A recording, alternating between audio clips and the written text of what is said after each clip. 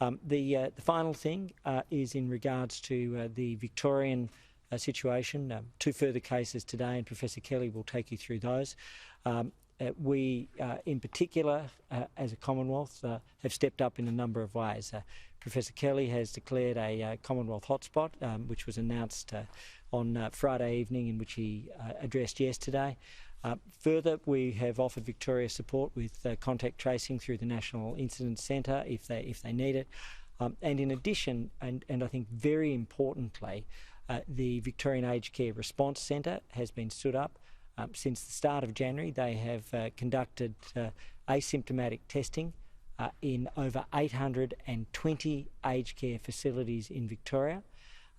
Since the start of February, that has included 190 facilities, with a particular focus in recent days on those areas where there have been cases within the community. And over the coming week, it's expected that they will see over 140 facilities tested, and that I think is important and heartening.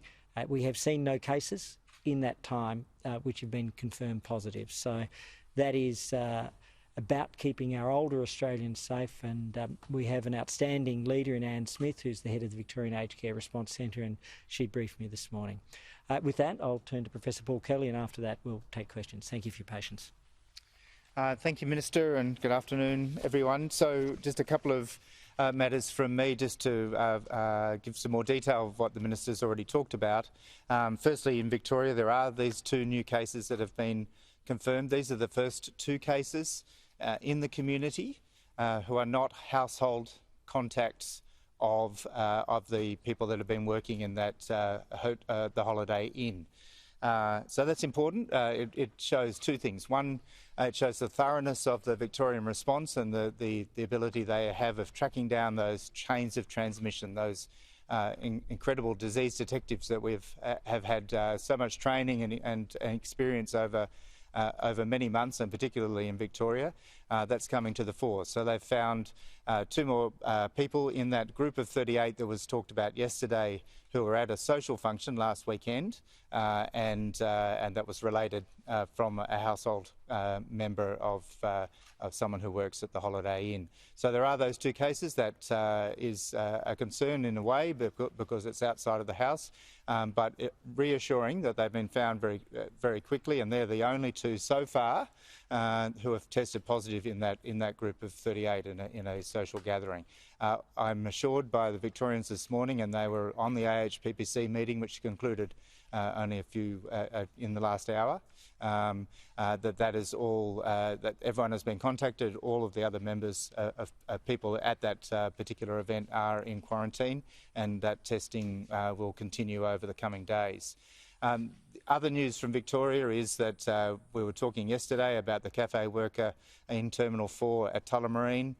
So that person, the people that work with that person there are exactly all negative now. So that's 12 out of 12 workplace contacts are negative. So that's a very good result, very reassuring.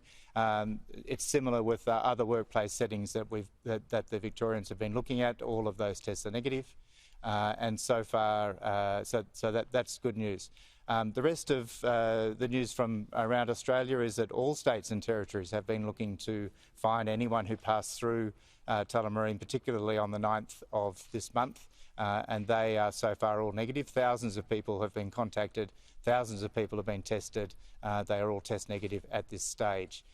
So that's the situation from Victoria. I was notified just before the AHPPC meeting by our New Zealand colleagues who came to the AHPPC meeting and talked directly to the other Chief Health Officers around Australia about the situation in New Zealand. 2 cases so far from their investigation there, associated with a facility near Auckland Airport which does the laundry for the international flight arrivals. It's a mother and a daughter, and then also now the latest case. There are 3 cases now in that family. So they're doing that investigation now. It's all very, very new. That's hot off the press this morning in terms of positive tests. Though we were hoping to hear the genomic analysis of those strains this afternoon. As we know, They have had the South African strain come out of the quarantine facilities in New Zealand. It may be that, could be the UK strain, we don't know yet, but those things are ongoing. The important point is that we're very closely associated with that information coming straight to us from the authorities in New Zealand as it happens. At this stage, there will be no change to the green zone flights coming from New Zealand. We feel at the moment that the risk is very low, but of course we will, and we have looked at what those exposure sites are in New Zealand, and we'll be looking at that for anyone coming across the border from New Zealand. My state colleagues have asked for the manifests of all of the Air New Zealand and other flights that have come over the last few days into Australia, so we'll have all that information and they'll be followed up directly as they've been doing with the Tullamarine cases. One final thing I would note is very good testing results around Australia. Not surprisingly, there's a lot of people being asked to test, so over 50,000 tests on a weekend a day is extraordinary. And so a real shout out to everyone that has come forward and had that test done, and to all of the staff that have been doing that testing. In relation to that, we've reached a milestone this weekend. Our GP respiratory clinics, which were rapidly set up with Commonwealth funds early in the pandemic, that group of 150 all around Australia, reached a milestone of 1 million people assessed at those GP respiratory clinics this weekend. So that's extraordinary effort by our GP community and others involved. It of course is a part of a much wider system through the states and territories and other mechanisms that have been charting this pandemic from the beginning. Thank you. Can you please clarify how many doses will be on that first plane and how many days will it be between touchdown and that first jab taking place?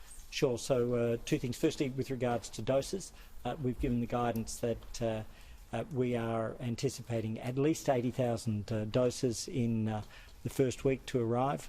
We are always being cautious and always working quietly behind the scenes for more, but what we do is we set what we regard as a confirmed minimum, and if we're able to achieve on the upside, I think that's more doses for more Australians. The guidance then is that there has to be TGA assessment, there has to be damage assessment, quality control, and we are on track for commencement in the last week of February. So where did the Deputy Prime Minister get the figure 3 million from? What does that relate to? That's in relation to the number of Pfizer that we're expecting over the next quarter.